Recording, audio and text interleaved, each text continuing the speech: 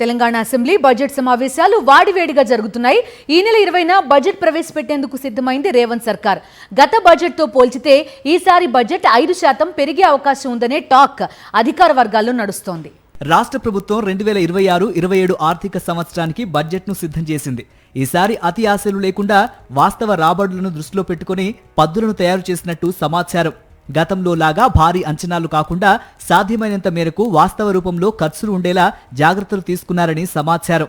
గతంలోలా అధిక అంచనాలు పెట్టి తర్వాత ఆ మేరకు ఖర్చు చేయలేకపోవడం వంటి పరిస్థితులను దృష్టిలో ఉంచుకొని జాగ్రత్తగా బడ్జెట్ కేటాయింపులు ఉండబోతున్నట్టు అధికార వర్గాల్లో చర్చ జరుగుతోంది. అసెంబ్లీలో డిప్యూటీ సీఎం ఆర్థిక శాఖ మంత్రి మల్లు భట్టి విక్రమార్క బడ్జెట్ను ప్రవేశపెడతారు. అదే రోజు మండలిలో మంత్రి శ్రీధర్ బాబు బడ్జెట్ను ప్రవేశపెట్టనున్నారు. గత ఆర్థిక సంవత్సరంలో ప్రభుత్వం 3,04,965 కోట్ల రూపాయల బడ్జెట్ను ప్రవేశపెట్టింది. అయితే ఈసారి దానికి సుమారు 5-7% పెంపు మాత్రమే ఉండొచ్చని సమాచారం. అంటే కొత్త బడ్జెట్ మొత్తం 3.2 లక్షల కోట్లకు సమీపంలో ఉండే అవకాశం ఉంది. కొత్తగా ఆదాయ వనరులు పెద్దగా లేకపోవటం, పన్నేతర ఆదాయంపై ఆశలు తగ్గిపోవటం వల్ల ప్రభుత్వం మిత వ్యయ విధానాన్ని అనుసరిస్తోందని అంటున్నారు. ప్రస్తుత ఆర్థిక సంవత్సరానికి గాను ప్రభుత్వం ప్రతిపాదించిన ఖర్చులు పూర్తిగా అమలు కాలేదు. జనవరి చివరి నాటికి సుమారు 73% మాత్రమే ఖర్చు చేయగలిగిందని సమాచారం.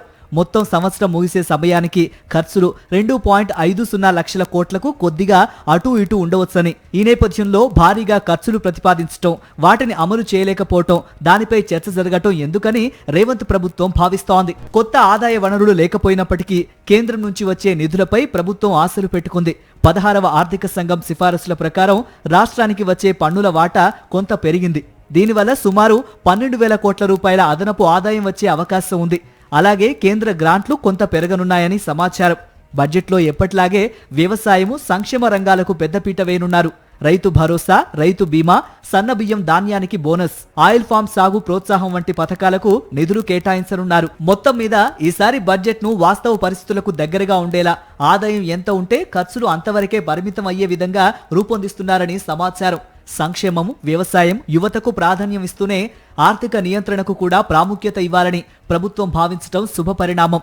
ప్రభుత్వ ఆకాంక్షలు ఆచరణ రూపం దాల్చాలని కోరుకుందాం.